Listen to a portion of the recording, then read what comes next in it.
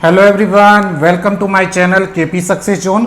दोस्तों, आज के वीडियो में जो हम शुरू करने वाले हैं वो है भारतीय राष्ट्रीय आंदोलन के बारे में शुरू करेंगे आज के वीडियो में। ठीक है, भारतीय राष्ट्रीय आंदोलन। ठीक है, और पिछले वीडियो में हम लोग 1857 की क्रांति को अच्छे से किया था, तो अगर आप लोग उस वीडियो को नहीं देखें तो उसको प्लेलिस्ट में जाके देख सकते हैं। आधुनिक भारत के नाम से एक प्लेलिस्ट बना दिया गया है जिसमें हम यूरोपीय के भारतीय आगमन से लेकर पूरा भारतीय राष्ट्रीय इतिहास पढ़ेंगे, जो आधुनिक भारत का इतिहास है। और इसमें हम जो आज जो शुरू हो रहा है वो भारतीय राष्ट्रीय आंदोलन है। और दोस्तों, बीपीएससी शिक्षक भर्ती का सिलेबस जारी हो चुका है।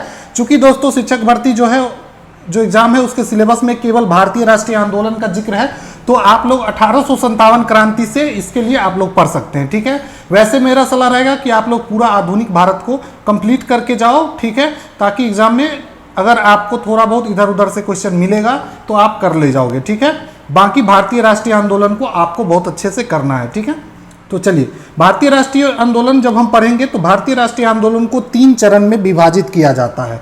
टाइम के हिसाब से इसे 3 चरण में विभाजित किया जाता है। प्रथम चरण जो है दोस्तों, प्रथम चरण की बात करें तो 1885 ईस्वी से 1905 ईस्वी तक के काल को प्रथम चरण बोला जाता है। ठीक है, भारतीय राष्ट्रीय आंदोलन के, तो भारतीय राष्ट्रीय आंदोलन का प्रथम चरण हो गया 1885 से 1905। द्वितीय चरण की बात करें तो द्वितीय चरण 1905 से लेकर 1919 तक ईस्वी तक को भारतीय राष्ट्रीय आंदोलन का द्वितीय चरण माना जाता है। और तृतीय चरण 1919 से लेकर 1947 तक, आज़ादी तक के जो काल है, इसको भारतीय राष्ट्रीय आंदोलन का तृतीय चरण या तीसरा चरण बोला जाता है। ठीक है, तो एक एक करके हम इस चरण के बारे में पढ़ेंगे और इस टाइम में जितने भी इंपॉर्टेंट चीज हुए सबको आपको कवर कराया जाएगा। ठीक है, हमारा सारा क्लास आपको प्लेलिस्ट में जाएंगे तो आपको मिल जाएगा। तो शिक्षक भर्ती को ध्यान में रखते हुए ये क्लास चलाया जा रहा है, तो आप लोग जरूर देखें। रात को दोस्तों 8 बजे आपको भूगोल का क्लास होगा। वैसे 8 बजे ही टाइमिंग है, लेकिन आज उसे 8:30 बजे अपलोड किया जाएगा, तो भूगोल का क्लास भी आप लोग जरूर अटेंड करें। ठीक है, चलिए, राष्ट्रवादी आंदोलन का प्रथम चरण, राष्ट्रवादी आंदोलन का जो प्रथम चरण था उसे उदारवादी चरण भी बोला जाता है। क्या बोला जाता है? तो उदारवादी चरण भी बोला जाता है, क्योंकि उस समय उदारवादी जो नेता थे, जैसे दादा भाई नौरोजी हो गए, एमजी रानाडे, गोखले जी हो गए, इन लोगों की क्या थी, बोलबाला था और इन लोगों की प्रधानता थी, जिसके कारण इस 1885 से लेकर 1905 तक के काल को उदारवादी चरण बोला जाता है। कितना से? तो देख लीजिए, 1885 से लेके 1905 ईस्वी तक के काल को। ठीक है, इसमें सबसे पहले हम जो बात करेंगे, 1885 ईस्वी में भारतीय राष्ट्रीय कांग्रेस की स्थापना होती है। ठीक है, और भारतीय राष्ट्रीय कांग्रेस की स्थापना और कांग्रेस के अधिवेशन और उसमें जितने पॉइंट है दोस्तों, उससे आपको 2 से 3 क्वेश्चन एग्जाम में देखने को मिलेगा।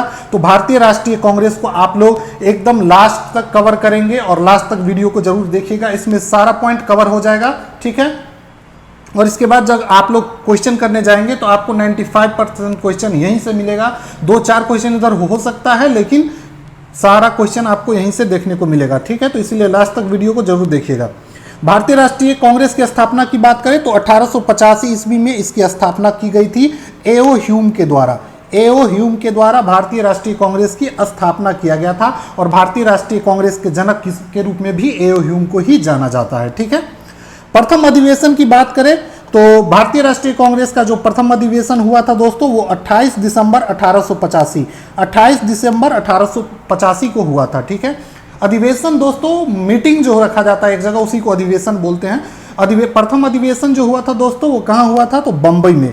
पूछा जाता है कि प्रथम अधिवेशन कहाँ हुआ था? तो बंबई में। प्रथम अधिवेशन से जितने पॉइंट है सब इंपॉर्टेंट है। ठीक है, बंबई के ग्वालियर टैंक मैदान के गोकुलदास तेजपाल संस्कृत विद्यालय, गोकुलदास तेजपाल संस्कृत विद्यालय में प्रथम अधिवेशन हुआ था। और कब हुआ था? तो 28 दिसंबर 1885 को। कहाँ पे? तो बंबई में। ठीक है, इसमें दोस्तों टोटल 72 सदस्यों ने भाग लिया था। इसमें कितने सदस्यों ने भाग लिया था? तो 72 सदस्य ने। तो क्वेश्चन पूछा जाए तो आप लोग कर लीजिएगा। ठीक है, उसके बाद दादा भाई नौरोजी के सुझाव पर क्या होता है?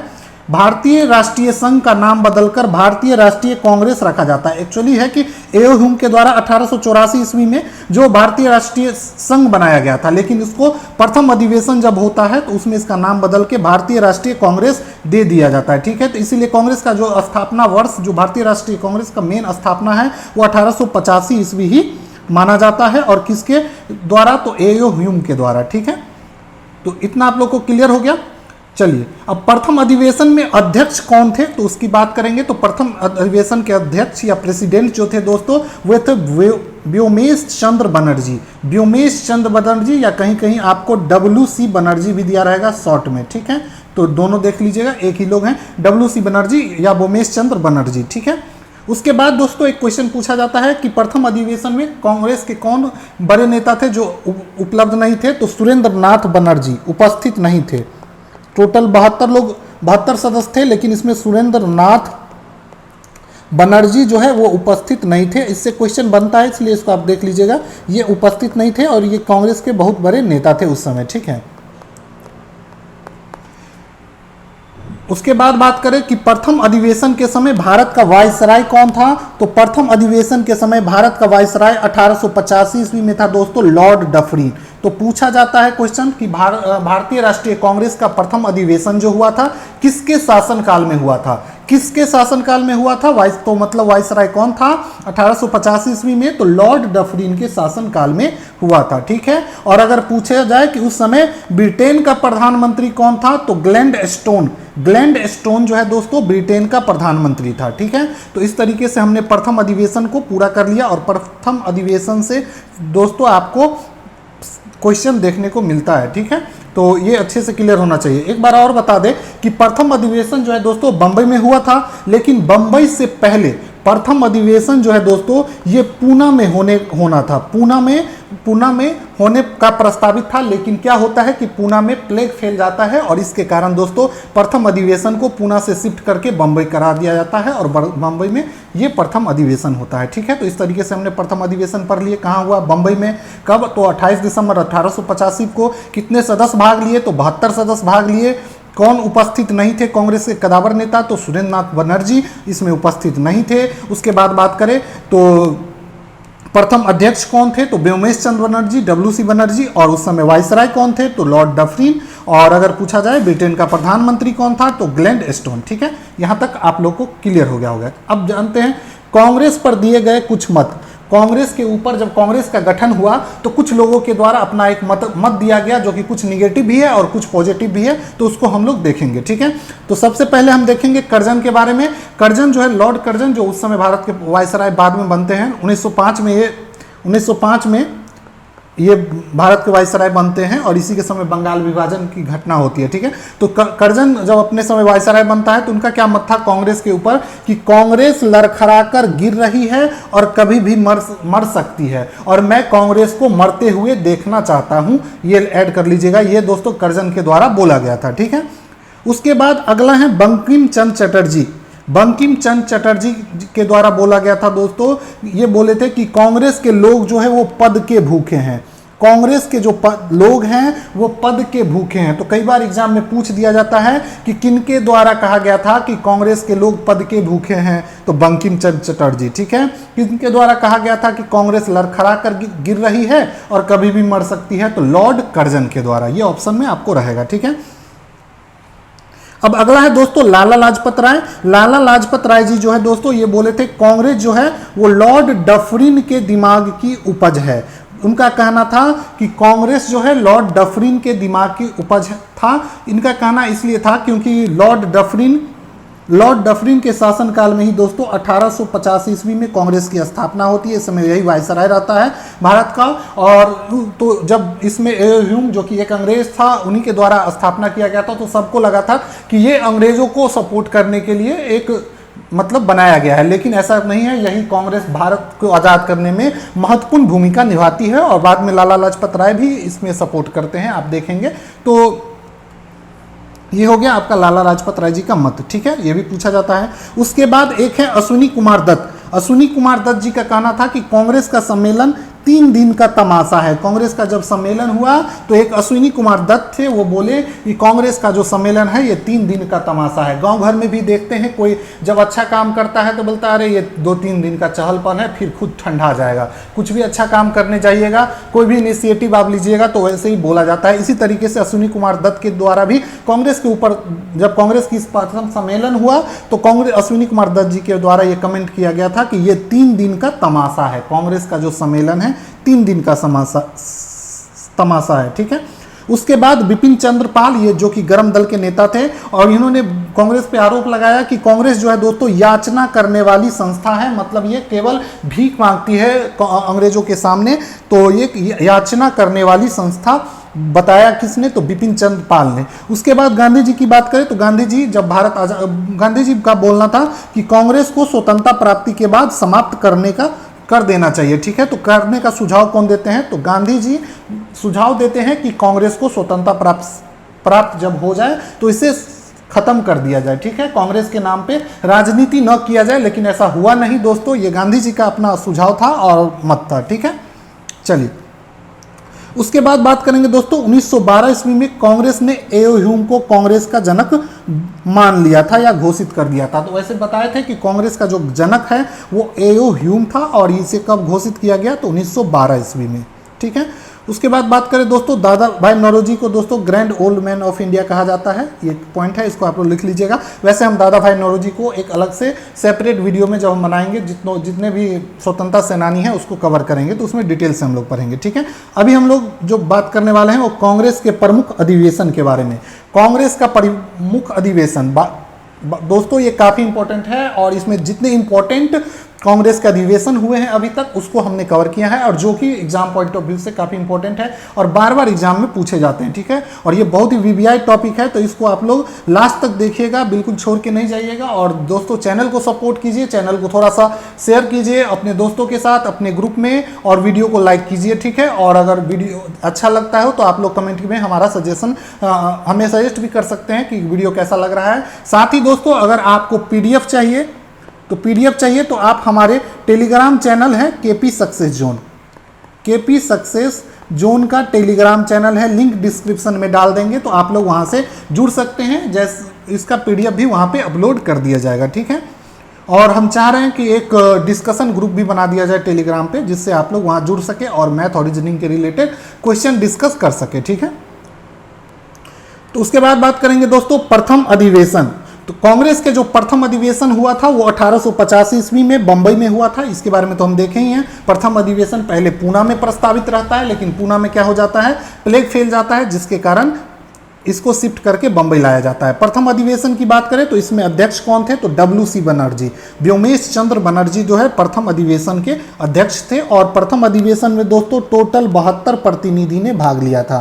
तो पूछा जाता है प्रथम अधिवेशन में कितने लोग भाग लिए थे, तो 72 प्रतिनिधि भाग लिए थे, ठीक है। उसके बाद बात करेंगे दूसरा अधिवेशन। तो कांग्रेस का दूसरा अधिवेशन 1886 ईस्वी में, लगभग हर बार देखेंगे तो 1 साल के बाद नया अधिवेशन, नया मीटिंग होता था। तो दूसरा अधिवेशन जो हुआ था दोस्तों वो कलकत्ता में हुआ था, और किसके अध्यक्षता में, तो दादा भाई नौरोजी के अध्यक्षता में ये हुआ था, ठीक है। और दूसरा अधिवेशन दादा भाई नौरोजी के द्वारा हुआ था। और दादा भाई नौरोजी जो थे दोस्तों वो पारसी थे, इसीलिए दोस्तों बोला जाता है कि प्रथम पारसी अध्यक्ष कौन थे कांग्रेस के, तो दादा भाई नौरोजी। तो पूछा जाए कि कांग्रेस के प्रथम पारसी अध्यक्ष कौन थे, तो दादा भाई नौरोजी। और ये कब किस अधिवेशन में सर्वप्रथम अध्यक्षता किए थे, तो कोलकाता अधिवेशन 1846 में, और जो कि कितना नंबर का था, तो दूसरे नंबर का अधिवेशन था, ठीक है। इस अधिवेशन में द्वारा डफरिन के द्वारा उद्यान भोजन दिया गया, ठीक है। तो डफरिन के द्वारा उद्यान भोजन किस अधिवेशन में दिया गया था, तो दूसरे अधिवेशन में, कांग्रेस के दूसरे अधिवेशन में। अध्यक्ष कौन थे, दादा भाई नौरोजी, ठीक है। दोस्तों अगर बात करें कि कांग्रेस का 4 अधिवेशन जो लगातार हुए हैं वो आपको याद होना चाहिए। चारों का एक ट्रिक है जिसको हम बता देते हैं, उसके लिए आप याद रख सकते हैं बकमई, बकमई। अब देखिए बकमई, ब से आपका हो जाएगा बम्बई, ब से आप लोग याद रख सकते हैं बम्बई, क से आप लोग याद रख सकते हैं दोस्तों कलकत्ता, क से आप लोग याद रख सकते हैं कलकत्ता, और म से याद रखेंगे मद्रास, ठीक है। और ई से याद रखेंगे इलाहाबाद, एक दो बार अगर आप इस ट्रिक को दोहरा लेंगे तो आपको आराम से ये क्लियर हो जाएगा। और प्रथम जो 4 अधिवेशन हुआ था कांग्रेस का, उसका जगह आपको रटना नहीं पड़ेगा। पहला बंबई में, दूसरा कलकत्ता, तीसरा मद्रास और चौथा इलाहाबाद में। ये प्रथम 4 का लोकेशन जरूर पूछा जाता है, ठीक है। उसके बाद बात करेंगे तीसरा अधिवेशन का। तीसरा अधिवेशन 1887 ईस्वी में मद्रास में हुआ था और इसके जो अध्यक्ष थे दोस्तों वो थे बदरुद्दीन तैयब जी, बदरुद्दीन तैयब जी, ठीक है। और इससे जो पूछा जाता है क्वेश्चन, तो बदरुद्दीन तैयब जी जो थे मुस्लिम समुदाय से आते थे और इसलिए पूछा जाता है कि कांग्रेस के प्रथम मुस्लिम अध्यक्ष कौन बने थे। तो कांग्रेस के जो प्रथम मुस्लिम अध्यक्ष थे दोस्तों वो थे बदरुद्दीन तैयब जी।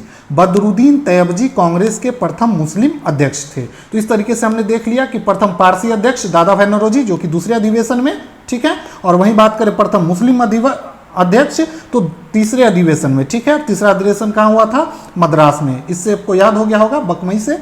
चलिए चौथा अधिवेशन की बात करें तो चौथा अधिवेशन 1888 ईस्वी में इलाहाबाद में हुआ था और इसकी जो अध्यक्षता किए थे जॉर्ज यूले के द्वारा, जॉर्ज यूले के द्वारा अध्यक्षता किया गया था। तो इससे जो क्वेश्चन पूछता है कि प्रथम अंग्रेज अध्यक्ष कौन थे, तो जॉर्ज यूले जो है दोस्तों प्रथम अंग्रेज अध्यक्ष थे और ये कांग्रेस के चौथे अधिवेशन जो इलाहाबाद में होता है उसमें अध्यक्षता करते हैं, ठीक है। स्टार्टिंग का चारों अधिवेशन आपको याद होना चाहिए, ठीक है। और ईस्वी के साथ आपको याद होना चाहिए, जगह भी, ठीक है। तो जगह के लिए आपको बता ही दिए हैं, बकमई आप लोग याद रख सकते हैं, बकमई, बम्बई, कलकत्ता, बम्बई, कलकत्ता, मद्रास, इलाहाबाद, बम्बई, कलकत्ता, मद्रास, इलाहाबाद। बम्बई में कब हुआ? तो 85 में, 1885 में बम्बई में होता है। उसके बाद 86 में कलकत्ता में, 87 में मद्रास में और 88 में इलाहाबाद में, ठीक है। इसमें कौन सा प्रथम में कौन था? WC बनर्जी अध्यक्ष थे। दूसरे में बात करें दादा भाई नौरोजी जो कि प्रथम पारसी अध्यक्ष। तीसरे में बात करेंगे दोस्तों, तीसरे में बदरुद्दीन तैयब जी जो कि प्रथम मुस्लिम अध्यक्ष। और चौथे में बात करें तो जॉर्ज यूले, और जॉर्ज यूले क्या थे? प्रथम अंग्रेज अध्यक्ष। इस तरीके से आपको पहला चारों याद हो गया होगा आप लोग को, ठीक है। चलिए अब जो मेन है उसको देखेंगे, ठीक है। तो इसके बाद डायरेक्ट आ जाइए 12वां कांग्रेस के अधिवेशन से। कांग्रेस का जो 12वें नंबर का अधिवेशन हुआ था वो 1896 ईस्वी में कलकत्ता में हुआ था। कहाँ पे? तो कलकत्ता में हुआ था और इसके जो अध्यक्ष थे दोस्तों वो रहमतुल्लाह सयानी। कौन थे? तो रहमतुल्लाह सयानी, ठीक है। तो कलकत्ता अधिवेशन में क्या हुआ था दोस्तों? इससे जो क्वेश्चन बनता है कि पहली बार वंदे मातरम किस अधिवेशन में गाया गया था, तो पहली बार वंदे मातरम जो गाया गया था कलकत्ता में 1896 ईस्वी में कांग्रेस के 12वें अधिवेशन में। और अगर पूछा जाता है इसके कि इसके अध्यक्ष कौन थे, तो रहमतुल्लाह सयानी, रहमतुल्लाह सयानी। और क्या गाया गया था? वंदे मातरम। तो आप लोग के लिए एक क्वेश्चन यहां से बनता है कि वंदे मातरम जो है दोस्तों इसके रचयिता कौन है?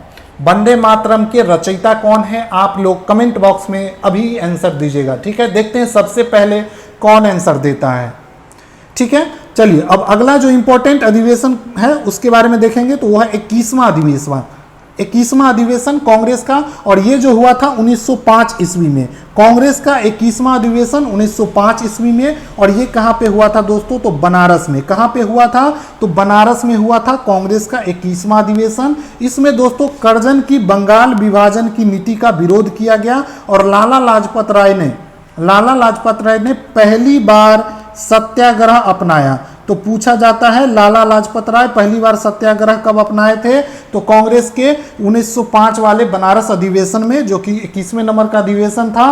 और क्यों? तो बंगाल विभाजन के विरोध में। बंगाल विभाजन की बात करें तो ये जो है दोस्तों कर्जन के द्वारा लाया गया था। और कब? तो 1905 ईस्वी में। इसके बाद इसका काफी विरोध भी होता है, ठीक है। और पूछा जाए कि इस 1905 का जो कांग्रेस अधिवेशन हुआ था बनारस में, इसके अध्यक्ष कौन थे? तो गोपाल कृष्ण गोखले जी इसके अध्यक्ष थे। गोपाल कृष्ण गोखले ये दोस्तों गांधी जी के राजनीतिक गुरु भी हैं, ठीक है। तो गांधी जी के राजनीतिक गुरु भी हैं, ये क्वेश्चन भी पूछा जाता है, तो इसको भी ध्यान रखेंगे। राजनीतिक गुरु, तो पूछा जाए कि गांधी जी के राजनीतिक गुरु कौन थे? तो गोपाल कृष्ण गोखले गांधी जी के राजनीतिक गुरु थे, ठीक है। अब बात करेंगे 22वां अधिवेशन। तो कांग्रेस का 22वां अधिवेशन जो है दोस्तों 1906 ईस्वी में कलकत्ता में हुआ था, ठीक है, कलकत्ता में। और इसके जो अध्यक्ष थे वो थे दादा भाई नौरोजी, दादा भाई नौरोजी। दोस्तों सबसे ज्यादा बार कांग्रेस का अधिवेशन पूछा जाए कहाँ हुआ था, तो सबसे ज्यादा बार जो कांग्रेस का अधिवेशन हुआ था वो कलकत्ता में ही हुआ था, ठीक है। 22वां अधिवेशन जो होता है दोस्तों 1906 ईस्वी में कलकत्ता में, इसमें क्या होता है, नरमपंथी और गरमपंथी कांग्रेस में दो गुट होते हैं, एक नरमपंथी गुट और दूसरे गरमपंथी गुट। दोनों के बीच दोस्तों मतभेद हो जाता है, किसको लेके, अध्यक्ष बनाने को लेकर, ठीक है। नरमपंथी चाह रहे हो रहे हैं कि रास बिहारी बोस अध्यक्ष बने और गरमपंथी चाहते हैं कि लाला लाजपत राय जो है वो अध्यक्ष बने, ठीक है। इसी को बात को लेकर दोनों के बीच मतभेद हो जाता है। इसके कारण दोस्तों दोनों को अध्यक्ष न बना के 22वां अधिवेशन कलकत्ता में जो हुआ था 1906 में, इसमें दादा भाई नौरोजी को अध्यक्ष बनाया जाता है, ठीक है। और इसके बाद दोस्तों ये जो मतभेद है दोस्तों अगले अधिवेशन में ज्यादा ही बढ़ जाता है और कांग्रेस का विभाजन भी हो जाता है साथ में, तो उसको भी देखेंगे, ठीक है। उसके बाद एक पॉइंट और है, 1906 के कलकत्ता अधिवेशन में कांग्रेस के मंच पर सर्वप्रथम स्वराज शब्द का प्रयोग किया गया था। तो पूछा जाए कि सर्वप्रथम स्वराज शब्द का पहली बार प्रयोग कब हुआ था, तो स्वराज शब्द का जो पहली बार प्रयोग हुआ था कलकत्ता अधिवेशन में 1906 ईस्वी में, और किसके द्वारा, तो दादा भाई नौरोजी के द्वारा।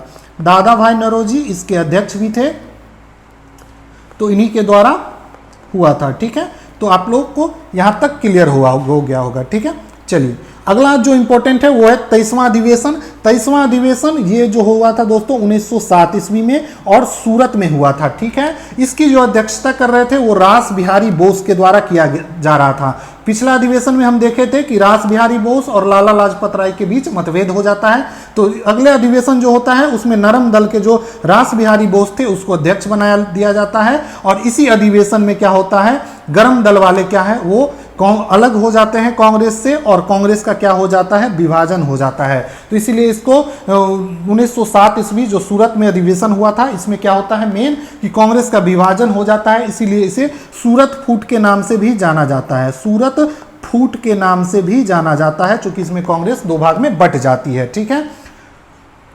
1908 ईस्वी में रास बिहारी घोष जो है दोस्तों मद्रास में पुनः आयोजित 1907 की कार्यवाही को पूरा करने के लिए, ठीक है। कांग्रेस का जो अधिवेशन हुआ था 23वां 1907 में दोस्तों, इसमें दोस्तों जो कांग्रेस का क्या होता है, विभाजन हो जाता है, मतभेद बढ़ जाता है और कांग्रेस का विभाजन हो जाता है, जिसके कारण जो कार्रवाई होना था कांग्रेस का वो संपन्न नहीं हो पाता है, जिसके कारण आप देखेंगे कि एक विशेष अधिवेशन बुलाया जाता है, कांग्रेस का विशेष अधिवेशन, ठीक है। और 1908 में मेन अधिवेशन नहीं होता है कांग्रेस का, एक विशेष अधिवेशन बुलाया जाता है जिसकी अध्यक्षता रास बिहारी घोष ही करते हैं, और इसमें दोस्तों जो मद्रास में पुनः आयोजित किया जाता है, और कहाँ पे, तो मद्रास में, और इसमें जो सूरत में जो कार्रवाई नहीं हो पाई थी उसे 1907 की कार्रवाई को पूरा किया जाता है, ठीक है। उसके बाद दोस्तों 26वां अधिवेशन जो हुआ था 1911 ईस्वी में हुआ था, ठीक है। उसके बाद कुछ गैप हो जाता है और 26वां अधिवेशन 1911 में होता है, ठीक है। कहां पे होता है, तो कलकत्ता में 26वां अधिवेशन, कांग्रेस का 26वां अधिवेशन कहां पे, 1911 में कलकत्ता अधिवेशन। इसमें दोस्तों जनगण मन पहली बार गाया गया था, जनगण मन पहली बार गाया गया था 1911 में कलकत्ता अधिवेशन में। कब, तो 1911 के कलकत्ता अधिवेशन में, ठीक है। और वंदे मातरम हम लोग देखे ही थे, पीछे देखिए वंदे मातरम देखे थे कब, तो 1896 ईस्वी में 12वें अधिवेशन में, 12वें में अधिवेशन में क्या देखे थे, वंदे मातरम, ठीक है। और 26वें में क्या देखे हैं, तो जनगण मन, जनगण मन पहली बार गाया गया था। तो पूछा जाए जनगण मन कब पहली बार गाया गया था, कांग्रेस के किस अधिवेशन में, तो कांग्रेस के 26वें अधिवेशन जो कि 1911 में कलकत्ता में हुआ था, तो कलकत्ता अधिवेशन में कब, तो 1911 में। और इसके अध्यक्ष कौन थे, तो बिशन नारायण धर इसके क्या थे, अध्यक्ष थे। कौन थे, तो बिशन नारायण धर, ठीक है। उसके बाद दोस्तों कांग्रेस का 27वां अधिवेशन, ये बिहार के एग्जाम के लिए काफी इंपॉर्टेंट है। 27वां अधिवेशन कांग्रेस का जो हुआ था वो हुआ था बांकीपुर पटना में, बांकीपुर पटना में। और बिहार में दोस्तों ये पहला अधिवेशन है जो कि कांग्रेस का होता है, कब, 1912 में, 1912 ईस्वी में। और उसके बाद फिर 1922 ईस्वी में गया में होता है, ठीक है। ये पटना में होता है, फिर गया में भी होता है, लेकिन 10 साल बाद 1922 में। प्रथम पूछा जाए तो 1912 में बांकीपुर पटना में हुआ था, और ये दोस्तों बिहार में पहला अधिवेशन था। तो कांग्रेस का बिहार में पहला अधिवेशन पूछे तो कब, तो 1912 ईस्वी में, और कहाँ, तो बांकीपुर में। इस बार बीपीएससी का एग्जाम अगर आप लोग दे होंगे 68 बीपीएससी का, तो उसमें ये क्वेश्चन पूछा गया था, ठीक है।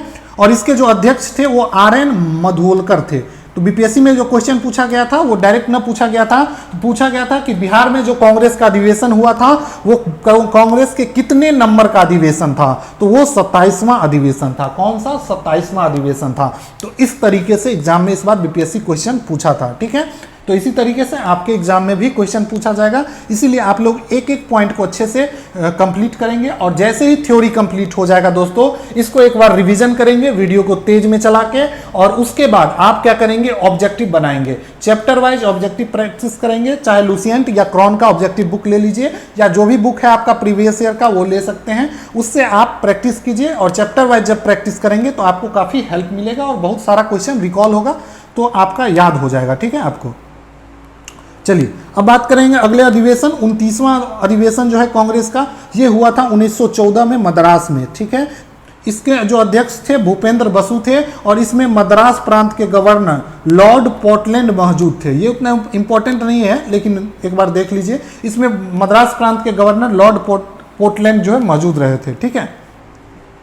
उसके बाद बात करेंगे 31वां कांग्रेस का 31वां अधिवेशन, सबसे इंपॉर्टेंट है दोस्तों, और बिहार पॉइंट ऑफ व्यू से ये इंपॉर्टेंट है, ठीक है, बिहार से भी जुड़ा हुआ है, तो इसलिए इसको अच्छे से पढ़ेंगे। तो कांग्रेस का जो 31वां अधिवेशन हुआ था वो कब हुआ था, तो 1916 ईस्वी में। कांग्रेस का 31वां अधिवेशन 1916 में, इसे क्या कहाँ पे हुआ था, तो लखनऊ में, इसीलिए इसे लखनऊ अधिवेशन बोलते हैं। तो पूछा जाए लखनऊ अधिवेशन कब हुआ था, तो 1916 में। कितने नंबर का था, तो 31वें नंबर का था, ठीक है। इसके जो अध्यक्ष थे वो कौन थे, तो इस अधिवेशन के अध्यक्ष जो थे वो थे अंबिका चरण मजमूदार। अंबिका चरण मजमूदार जो है दोस्तों कांग्रेस के इस अधिवेशन लखनऊ अधिवेशन के अध्यक्ष रहते हैं।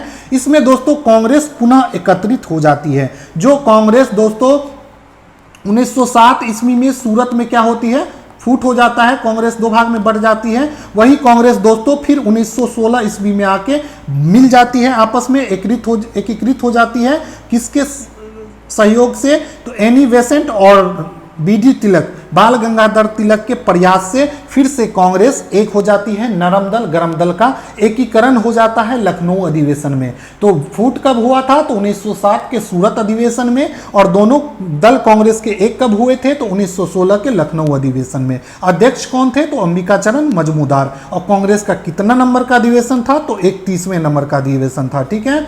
इसमें दोस्तों एक चीज और हुई थी बड़ी घटना, कि कांग्रेस और मुस्लिम लीग दोनों के बीच भी दोस्तों समझौता हो जाता है। वैसे ये समझौता ज्यादा दिन टिकता नहीं है, लेकिन कांग्रेस और मुस्लिम लीग दोनों के बीच समझौता हो जाता है कांग्रेस के 31वें अधिवेशन में, ठीक है। इसके बाद बात करें दोस्तों कांग्रेस का जो लखनऊ अधिवेशन हुआ था, इसी अधिवेशन में बिहार के रिलेटेड भी बहुत ही इंपॉर्टेंट घटना हुई थी, कि इसी अधिवेशन में बिहार के राजकुमार शुक्ल गांधी जी से मिले थे। इस अधिवेशन में गांधी जी भी शामिल हुए थे, और राजकुमार शुक्ल जो है दोस्तों, यही वो व्यक्ति थे जो गांधी जी को बुलाते हैं बिहार और चंपारण में नील आंदोलन होता है, ठीक है। नील आंदोलन जो होता है, गांधी जी को बुलाया जाता है, तो गांधी जी से यहीं पे मिले थे, कहाँ पे, लखनऊ अधिवेशन में ही, ठीक है। और तिनकठिया प्रणाली जो नील की खेती की जो होता था चंपारण में, इसको विरोध में गांधी जी फिर 1917 ईस्वी में, अगले ही साल 1917 में चंपारण आते हैं, और वहाँ पे चंपारण सत्याग्रह होता है। तो उसके बारे में भी हम वहाँ देखेंगे। चंपारण सत्याग्रह जब हम लोग आगे पढ़ेंगे तो चंपारण सत्याग्रह को भी हम डिटेल में कवर करेंगे, ठीक है। तो डेली दोस्तों दिन में 11 बजे ये वीडियो अपलोड हो जाता है। चूंकि आज दिन के 11 बजे मैंने वीडियो अपलोड किया था, लेकिन हुआ ये था कि माइक ऑफ रह गया था और वीडियो में आवाज़ नहीं था, जिसके कारण वीडियो डिलीट करना पड़ा। और आज हम फिर से शूट करके आप लोग के लिए शाम में ये वीडियो अपलोड कर रहे हैं, ठीक है। कल से फिर हम 11 बजे ही इस वीडियो देखेंगे, ठीक है। तो कांग्रेस का अगला अधिवेशन है दोस्तों 32वां अधिवेशन। तो कांग्रेस का जो 32वां अधिवेशन है ये कब हुआ था, तो 1917 ईस्वी में। और कहाँ पे, तो कलकत्ता में। कांग्रेस का 32वां अधिवेशन कब हुआ था, तो 1917 में कलकत्ता में। और इसमें दोस्तों अध्यक्ष थी एनी बेसेंट, और एनी बेसेंट जो है दोस्तों कांग्रेस की पहली महिला अध्यक्ष बनी, ठीक है। तो पूछा जाए कांग्रेस की पहली महिला अध्यक्ष कौन थी, तो एनी बेसेंट थी। लेकिन पूछा जाए कांग्रेस की पहली भारतीय महिला अध्यक्ष, तो फिर हो जाएगी सरोजनी नायडू। एनी बेसेंट जो थी दोस्तों ये आयरलैंड की थी, आयरलैंड की रहने वाली थी, ठीक है। तो अगर पूछा जाए पहली महिला अध्यक्ष भारतीय न लगा हो तो आप लोग एनी बेसेंट मारेंगे, और अगर पहली पूछे और भारतीय लगा हो, पहली भारतीय महिला अध्यक्ष पूछे तो सरोजिनी नायडू। ठीक है, चलिए। उसके बाद 35वां अधिवेशन ये 1920 में नागपुर में हुआ था। इसके जो अध्यक्ष थे सी विजय राघवाचारी। ठीक है, सी विजय राघवाचारी, और इसमें असहयोग आंदोलन पारित हुआ था। ठीक है, असहयोग आंदोलन के बारे में आप लोग जानते हैं, 1920 ईस्वी में असहयोग आंदोलन की शुरुआत हुई थी गांधी जी के नेतृत्व में, और उसके बाद 1922 ईस्वी में इस आंदोलन को वापस ले लिया जाता है चौरा चौरी घटना के बाद। ठीक है, तो इस समय दोस्तों कांग्रेस का जो अधिवेशन हुआ था कहाँ, तो नागपुर में हुआ था, और असहयोग आंदोलन 1920 में पारित हुआ था। सी विजय राघवाचारी इसके अध्यक्ष थे। ठीक है, उसके बाद कांग्रेस का 36वां अधिवेशन ये 1921 में हुआ था अहमदाबाद में। अहमदाबाद ये कहाँ पे है, तो गुजरात में है। तो अहमदाबाद गुजरात में हुआ था 1921 ईस्वी में। ठीक है, और इसके जो अध्यक्ष थे वो थे सीआर दास। सीआर दास दोस्तों इसके अध्यक्ष रहते हैं, लेकिन ये जेल चले जाते हैं, जिसके बाद कार्यवाहक अध्यक्ष के रूप में हकीम अजमल खान कार्यवाहक अध्यक्ष के रूप में संभालते हैं अहमदाबाद अधिवेशन में। ठीक है, उसके बाद अगला अधिवेशन जो हुआ था वो फिर से बिहार में हुआ था। ये भी बिहार के लिए काफी इंपॉर्टेंट है। तो 37वां अधिवेशन जो हुआ था कांग्रेस का वो बिहार में हुआ था 1922 ईस्वी में। कहाँ पे, तो गया में। ठीक है, पहला बिहार में पूछे तो 1912 में, कहाँ पे, तो पटना में, बांकीपुर में, और दूसरा पूछे बिहार में तो 1922 में, और कहाँ पे, तो गया में। ठीक है, दूसरा में जो अध्यक्ष कौन थे, तो सीआर दास इसके अध्यक्ष थे, और इसी अधिवेशन के बाद सीआर दास कांग्रेस से अलग हो जाते हैं, और 1923 ईस्वी में 1 जनवरी 1923 ईस्वी में मोतीलाल नेहरू के साथ मिलके एक दल का गठन करते हैं जिसका नाम था स्वराज दल। तो पूछा जाता है कि स्वराज दल का गठन कब किया गया था, तो 1 जनवरी 1923 को। किसके द्वारा, तो सीआर दास और मोतीलाल नेहरू के द्वारा। ठीक है, उसके बाद दोस्तों 1923 ईस्वी में कांग्रेस का एक विशेष अधिवेशन होता है। कहाँ पे, तो दिल्ली में, और इसके जो अध्यक्ष थे अबुल कलाम आज़ाद ये दोस्तों आज़ादी के बाद भारत के पहले शिक्षा मंत्री भी बनते हैं। और ये अबुल कलाम आज़ाद के बारे में बात करें तो ये सबसे कम उम्र, मतलब 35 साल की उम्र में ही कांग्रेस के अध्यक्ष बन गए थे। तो पूछा जाए कि सबसे कम उम्र के कांग्रेस के अध्यक्ष कौन थे, तो अबुल कलाम आज़ाद। ठीक है, अबुल कलाम आज़ाद, और सबसे ज़्यादा समय तक भी कांग्रेस के अध्यक्ष भी रहते हैं कौन, तो डॉक्टर अब्दुल कलाम ही ज़्यादा समय तक अध्यक्ष। तो दोनों क्वेश्चन पूछा जाता है। ये दोस्तों 1940 से लेकर 46 तक ये अध्यक्ष रहे थे। ठीक है, उसके बाद बात करें 39वां अधिवेशन, तो कांग्रेस का 39वां अधिवेशन ये बेलगाम में हुआ था, और ये बेलगाम कहाँ पे है, तो कर्नाटक में। ये कब हुआ था, तो 1924 ईस्वी में। तो पूछा जाता है, ये बहुत इंपॉर्टेंट है। और इस अधिवेशन का जो अध्यक्षता किए थे वो गांधी जी किए थे। तो महात्मा गांधी केवल कांग्रेस के एक अधिवेशन की अध्यक्षता करते हैं, और वो है दोस्तों बेलगाम अधिवेशन, और ये कहाँ पे है, तो कर्नाटक में। ठीक है, और 1924 ईस्वी में। तो ये सारा पॉइंट इसको आपको याद होना चाहिए कि महात्मा गांधी पहली बार कांग्रेस का अधिवेशन कब करते हैं, तो 1924 ईस्वी में करते हैं। कहाँ पे, तो बेलगाम में। बेलगाम कहाँ पे है, तो कर्नाटका में है। और ये कांग्रेस के कितने नंबर का अधिवेशन था, तो कांग्रेस का 39वें नंबर का अधिवेशन था। कितने नंबर का, तो 39वें नंबर का। इसका सारा पॉइंट याद होना चाहिए। ठीक है, चलिए अब अगला अधिवेशन है दोस्तों कांग्रेस का 40वां अधिवेशन। ये कानपुर में हुआ था 1925 ईस्वी में। इसकी मेन पॉइंट ये है कि इसमें दोस्तों अध्यक्ष थी सरोजिनी नायडू, और सरोजिनी नायडू जो है दोस्तों प्रथम भारतीय महिला अध्यक्ष थी। प्रथम भारतीय महिला अध्यक्ष। ठीक है, अगर भारतीय न रहे, पहली महिला अध्यक्ष रहे तो फिर एनी बेसेंट मारेंगे। एनी बेसेंट 1917 ईस्वी में एनी बेसेंट बनी थी। लेकिन एनी बेसेंट जो है दोस्तों ये कहाँ की थी, आयरलैंड की। तो ये है दोस्तों पहली महिला अध्यक्ष। ठीक है, पहली महिला अध्यक्ष पूछा जाता है ये क्वेश्चन। पहली महिला अध्यक्ष पूछे तो एनी बेसेंट, और पहली भारतीय महिला पूछे तो फिर आप सरोजिनी नायडू लगाएंगे। ठीक है, तो कंफ्यूज नहीं होना है। चलिए उसके बाद बात करेंगे अगला अधिवेशन कांग्रेस का, जो कि 42वां अधिवेशन अगला अधिवेशन तो 41वां है, लेकिन हम इंपॉर्टेंट कर रहे हैं तो 42वां अधिवेशन ये 1927 में हुआ था मद्रास में, और इसके अध्यक्ष थे एमएस अंसारी। और इसका जो मेन पॉइंट ये है कि कांग्रेस ने पूर्ण स्वराज को लक्ष्य बनाया था। जो क्वेश्चन पूछा जाए किस अधिवेशन में कांग्रेस ने पूर्ण स्वराज को लक्ष्य बनाया था, तो मद्रास अधिवेशन 1927 में। अध्यक्ष कौन थे? एमएस अंसारी, ठीक है। उसके बाद 44वां अधिवेशन, ये भी अधिवेशन दोस्तों बहुत इंपॉर्टेंट है, इससे भी एक दो क्वेश्चन बहुत अच्छे हैं जो बार बार पूछे जाते हैं। तो 44वां अधिवेशन की बात करें तो 44वां अधिवेशन जो हुआ था कांग्रेस का 1929 ईस्वी में लाहौर में हुआ था, इसीलिए इसको लाहौर अधिवेशन बोलते हैं, ठीक है। तो कई बार तो क्वेश्चन यही पूछ दिया जाता है कि कांग्रेस का लाहौर अधिवेशन कब हुआ था, तो 1929 ईस्वी में। और इसके जो अध्यक्ष कौन थे, तो जवाहरलाल नेहरू, जो कि आजाद भारत के प्रथम प्रधानमंत्री भी बनते हैं, ठीक है। इसमें दोस्तों कांग्रेस द्वारा पूर्ण स्वराज के प्रस्ताव पारित किया गया था। इसमें कांग्रेस के द्वारा किया गया था, पूर्ण स्वराज का प्रस्ताव पारित किया गया था। और इसी अधिवेशन के में दोस्तों 31 दिसंबर 1929 को रावी नदी के तट पर, लाहौर में ही दोस्तों, लाहौर में रावी नदी के तट पर पहली बार तिरंगा झंडा को फहराया गया था। तो पूछा जाता है कि पहली बार तिरंगा झंडा कब फहराया गया था, तो 31 दिसंबर 1929 को। किस में, तो लाहौर अधिवेशन, कांग्रेस के लाहौर अधिवेशन 1929 में। और पूछा जाए किसके द्वारा, तो जवाहरलाल नेहरू जी के द्वारा, ठीक है। इसमें पूर्ण स्वराज का प्रस्ताव भी पारित किया गया था कांग्रेस के द्वारा। तो इस अधिवेशन का एक एक पॉइंट इंपॉर्टेंट है, आप लोग इसको अच्छे से कंठस्थ कर लेंगे, ठीक है। उसके बाद अगला जो है दोस्तों वो है 45वां अधिवेशन, ये 1931 में कराची में संपन्न होता है। इस अधिवेशन के अध्यक्ष जो रहते हैं वो सरदार वल्लभ भाई पटेल रहते हैं, ठीक है। सरदार वल्लभ भाई पटेल 1931 में, ठीक है। इसमें दोस्तों गांधी इरविन पैक्ट को मंजूरी दी जाती है, ठीक है। इस अधिवेशन में, कराची अधिवेशन जो 1931 में होता है, इसमें गांधी इरविन पैक्ट को मंजूरी मिल जाती है। और इसी पैक्ट के मंजूरी मिलने के बाद गांधी जी दोस्तों गोलमेज सम्मेलन में भाग लेने के लिए इंग्लैंड जाते हैं, ठीक है। और गोलमेज सम्मेलन में भाग लेने के लिए ही दोस्तों इसमें गांधी जी के साथ क्या हुआ था, पैक्ट हुआ था। गांधी इरविन जो है दोस्तों भारत का उस समय क्या था, तो वायसराय था, ठीक है, वायसराय, ठीक है।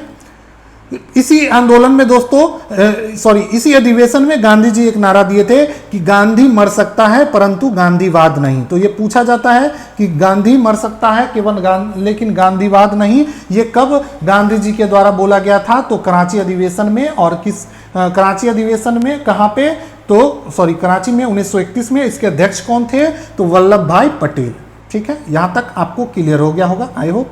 साथ ही आप लोग नोट्स बनाते चलिए, पीडीएफ भी आपको मिल जाएगा, ठीक है। लेकिन अगर आप लोग लिख के नोट्स बनाएंगे तो आपको ज़्यादा याद होगा, ठीक है। पीडीएफ क्या होता है, इधर से उधर खो ही जाता है, लेकिन आप लोग उसको रिवीजन नहीं कर पाएंगे, ठीक है।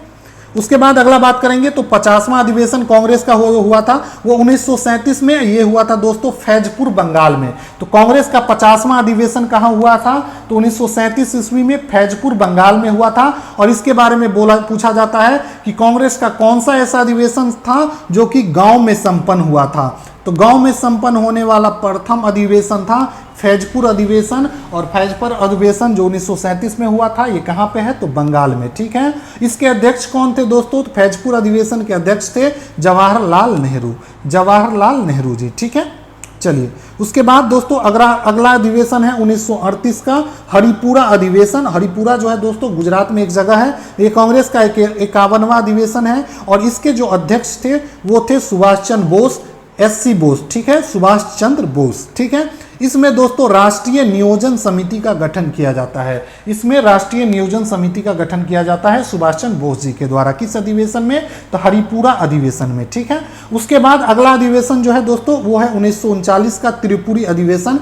त्रिपुरी पूछा जाए कहाँ पे है, तो ये मध्य प्रदेश में है, ठीक है। इसके भी अध्यक्ष सुभाष चंद्र बोस बनते हैं। लेकिन इसमें दोस्तों काफी विवाद होता है।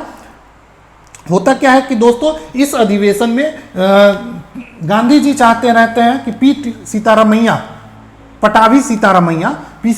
या पटाभी सीतारामैया कांग्रेस के अध्यक्ष बने। और लेकिन सुभाष चंद्र बोस भी मैदान में रहते हैं। तो इसमें दो लोग चुनाव लड़ते हैं। गांधी के सपोर्ट से पी सीतारामैया इसमें अध्यक्ष पद के लिए लड़ते हैं। और लेकिन क्या होता है, इसमें सुभाष चंद्र बोस जीत जाते हैं। लेकिन सुभाष चंद्र बोस जीत जाते हैं, लेकिन फिर ये क्या करते हैं दोस्तों, सुभाष चंद्र बोस अपने पद से त्यागपत्र दे देते हैं, ठीक है। और जब सुभाष चंद्र बोस कांग्रेस के त्रिपुरी अधिवेशन से के बाद अध्यक्ष पद से त्यागपत्र दे देते हैं, तो उसके बाद जो अध्यक्ष बनाया जाता है वो डॉक्टर राजेंद्र प्रसाद जी को बनाया जाता है, ठीक है। तो अगर पूछा जाए कि त्रिपुरी अधिवेशन में सुभाष चंद्र बोस के इस्तीफा के बाद कांग्रेस के अध्यक्ष कौन बने थे, तो डॉक्टर राजेंद्र प्रसाद, ठीक है। त्रिपुरी अधिवेशन कब हुआ था, 1939 में। त्रिपुरी कहाँ पे है, तो मध्य प्रदेश में, ठीक है। तो इतना आप लोग को क्लियर हो गया होगा, ठीक है। ये भी VBI है। अगला है दोस्तों 53वां अधिवेशन, ये 1940 ईस्वी में कहाँ पे हुआ था, तो रामगढ़ में, ठीक है। इसके जो अध्यक्ष थे वो थे मौलाना अबुल कलाम। मौलाना अबुल कलाम इसके अध्यक्ष थे 1940 ईस्वी में। और इसके बाद दोस्तों कांग्रेस का अधिवेशन 1945 तक नहीं होता है और 1945 ईस्वी तक अध्यक्ष रहते हैं मौलाना अबुल कलाम।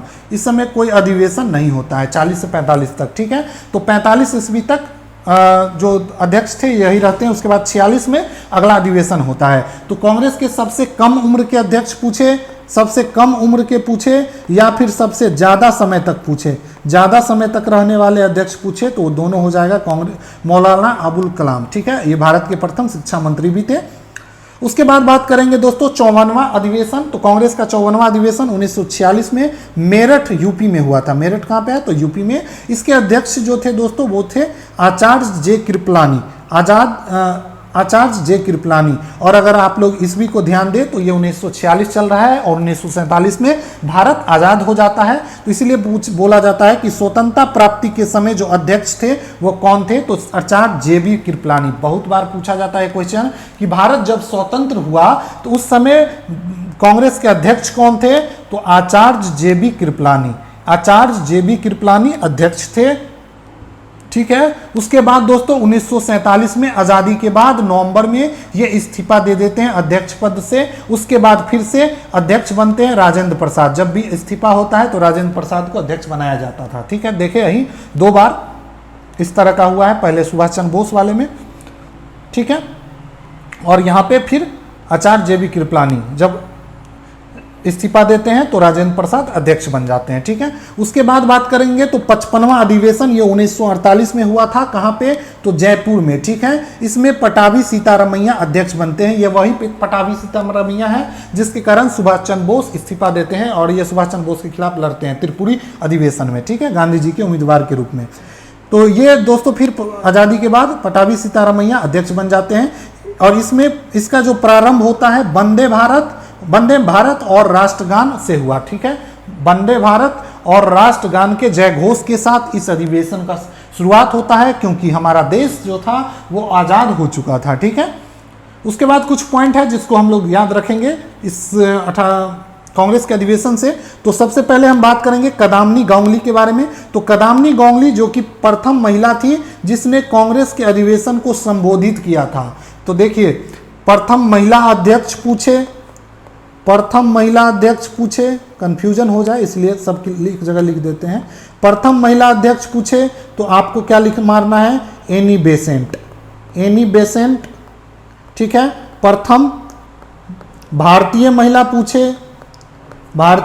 पूछे, महिला अध्यक्ष पूछे तो आप क्या करेंगे, सरोजनी नायडू। क्या है तो सरोजनी नायडू, ठीक है।